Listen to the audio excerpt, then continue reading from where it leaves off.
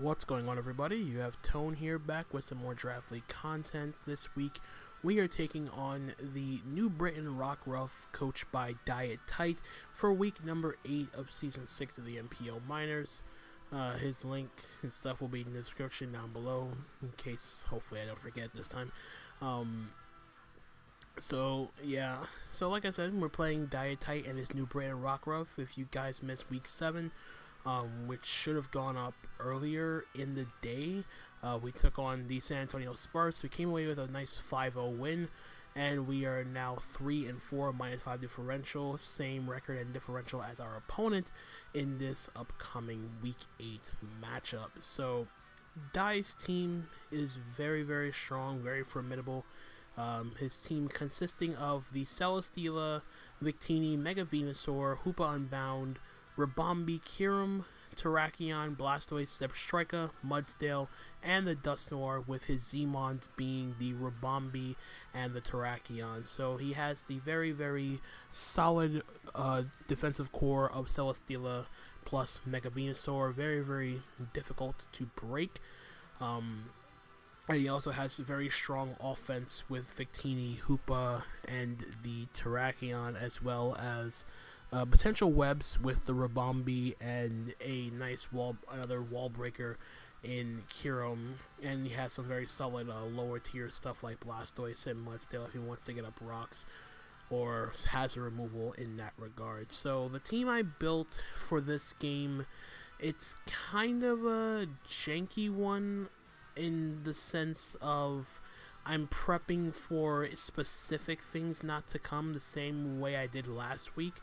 So just to quickly run down the team I built. So first Pokemon you see on your screen, I have a Choice Scarf Zoroark with Dark Pulse, Extra Sensory, Flamethrower, and U-Turn with max special attack, enough speed for his base 100s if I recall correctly, and the rest is thrown into attack to boost the power of U-Turn against the Hoopa. Extra Sensory is there for the Terrakion specifically, and Flamethrower lets me do more damage to the... Well, Extra Sensory hits Terrakion and Mega Venusaur, and Flamethrower is there for the Kyurem and the Rabombi. Very straightforward set, just a nice revenge killer, pivot, momentum, all that stuff in general. And then next up I have my Gardevoir, Trick Room, one more time with Life Orb this time, with Psychic, Moonblast, and Thunderbolt. This hits his entire team neutrally, with my combination of Psychic and Moonblast hits everything, barring the Celesteela and the Victini. Celesteela was a bigger threat to Gardevoir, so I went with Thunderbolt over something like Shadow Ball to hit the Victini harder. Life Orb Thunderbolt will still be doing a good chunk to the Victini in retrospect, so I'm not really pressed for a pick Shadow Ball over Thunderbolt in that regard. Plus Thunderbolt is still slightly stronger in that regard. So again, very straightforward, max HP, max special attack, quiet nature. Be as bulky and as strong as I possibly can with this set. The next up is my Mega Aerodactyl, Rock and Hone Claws, Stone Edge, Wing Attack, and Thunderfang with max attack, Adamant Nature, enough speed. I believe it's for the Rabombi, and the rest is thrown into HP. After a Hone Claws, this does do a crap ton of work. I can Hone Claws up on the Mega Venusaur switching out. I have Thunderfang to hit the Celesteela. I can potentially 2 a KO it after a Hone Claws boost. Stone Edge, very, very spammable against his team unless he brings that Mudsdale. And a Wing Attack for the Mega Venusaur. My best way of hitting the Terrakion hard without risking Stone Edge missing in the early game. So again, very straightforward, nothing much to say about that. And then I have my Keldeo, which I'm bringing for the first time, with Expert Belt, Calm Mind, Scald, Secret Sword, and Hidden Power Flying, with a very straightforward max to speed tie with Terrakion. HP Flying specifically just there for the Mega Venusaur. I considered HP Flying or Z Hyper Beam, but I figured HP Flying was a lot more consistent in terms of having that extra move to just have against the Mega Venusaur. So if he gets a little bit too comfortable in the fact that Mega Venusaur is a normal counter to my Keldeo, I can like Calm Mind, in synthesis, like it would force him to be like physical with Power Whip or something along those lines to do any real damage to this Keldeo, especially if I have up a Calm Mind or two. Then next up is my Mew with Cobra Berry, Taunt, Roost, Super Fang, and U-Turn. This is my way of shutting down his defensive core. It shuts down defensive Celesteela with Taunt, so we can't Elite Seed for free. I have Super Fang to get that to whittle down the Celesteela to half health for my Gardevoir, my Zoroark, pretty much all my mods in general. U-Turn for momentum is my best way of doing any real damage in general, and it's just nice for not only momentum but doing a lot of damage to the Hoopa. And then Roost is for the longevity. Cobra Berry is so I can take a Hyperspace Fury or a Dark Pulse from the Hoopa Unbound and then U-Turn right on out of there. The speed is enough to outspeed Hoopa. The rest is thrown into defense to act as a check to the Terrakion.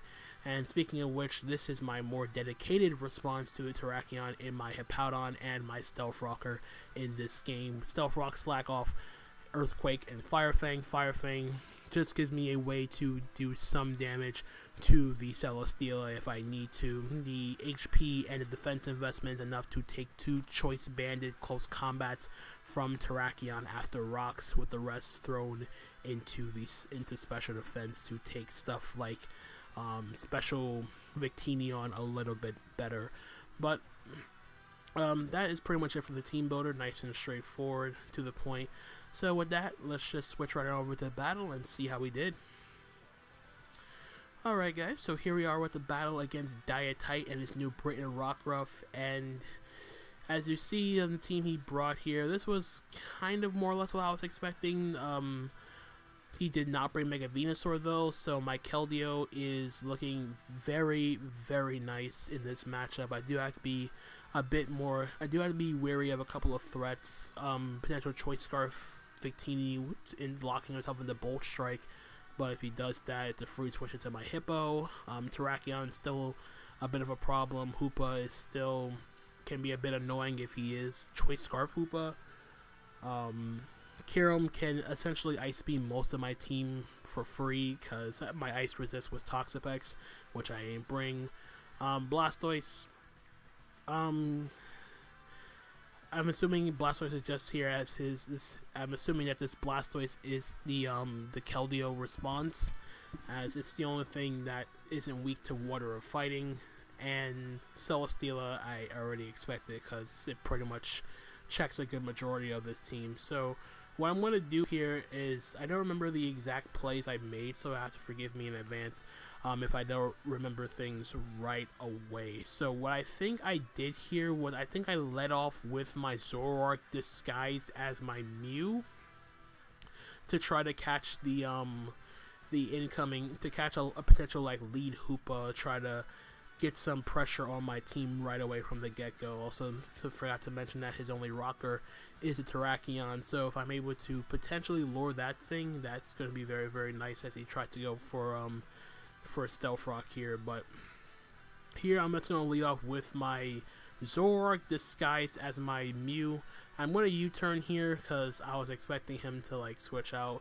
As he goes for the Flash Cannon here, doesn't do much of anything. So here I'm going to Calm Mind up, as he's actually going to unfortunately miss the Elite Seed, which does suck.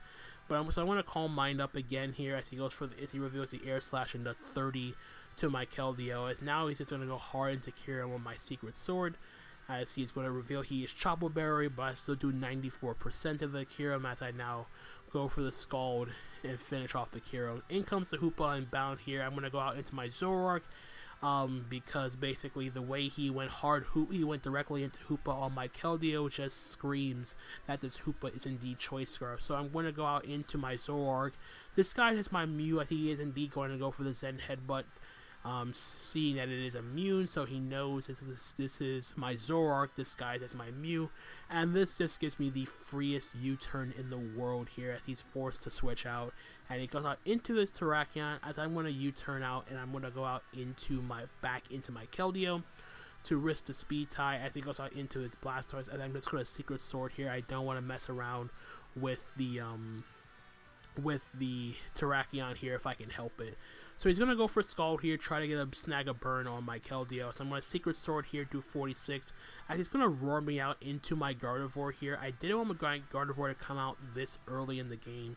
So I'm actually going to switch out here and go out into back into my Keldeo here. Unfortunately, I kind of wish I stayed in here because I revealed...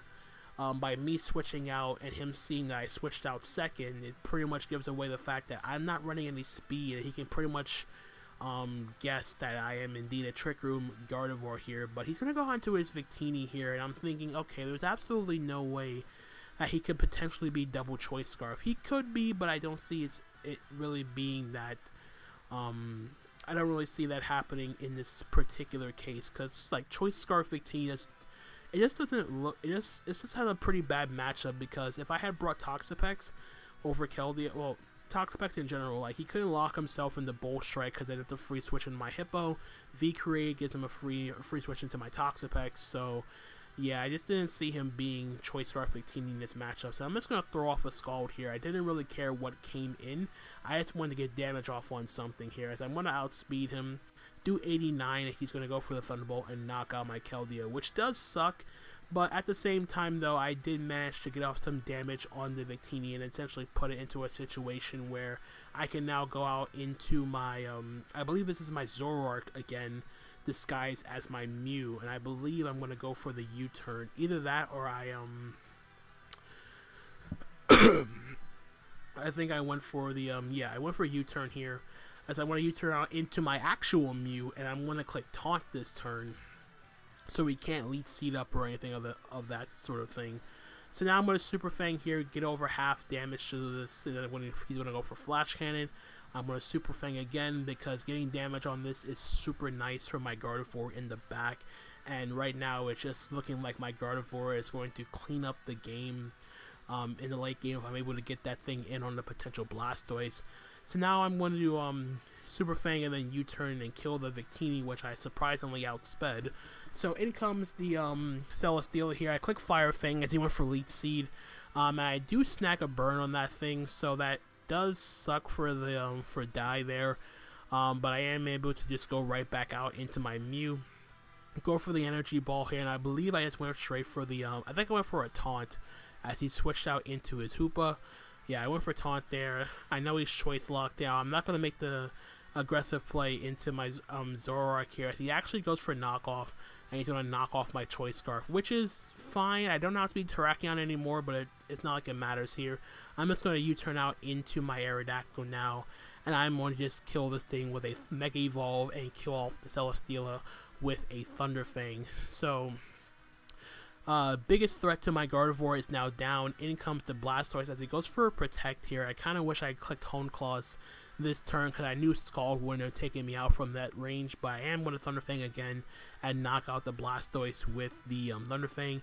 Wing Attack here just to get some damage off on the Terrakion as he reveals he is the Continental Crush to kill off my Aerodactyl, but it does give me a free switch into my Hippowdon.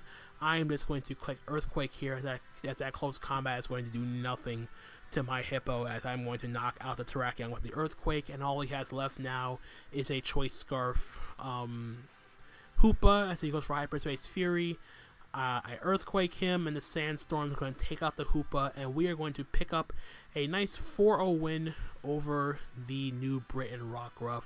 So yeah, that was a very, very fun game. Kind of fast-paced a little bit. Gardevoir, I didn't get to use Gardevoir the way I wanted to in the end game, but I think more or less I did have that game won regardless. I wanted to try to find a situation to get my Gardevoir in so I could Trick Room up and win, but the fact that everything else on my team did come in clutch was very, very nice as well, especially using my Keldeo early on to break down his team. Him not bringing Mega Venusaur was kind of a surprise, figuring that he would want to try to have something to check the Keldeo, and his Keldeo responses were kind of limited to just that Blastoise, and I was able to pick off the Kyurem, so it pretty much was a non-factor as well, so that was pretty cool. other than that, very, very fun game. Can't complain about the end result here, picking up a nice 4-0 win. So we get back to even at 4-4, -1 differential.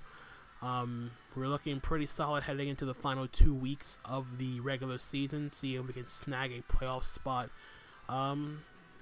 So yeah, it's pretty much going to be it from me. Hope you guys did enjoy. Leave a like, comment, subscribe. Check out Dye's side of the battle. And until the next time, this is Tone, signing out for now. Peace out.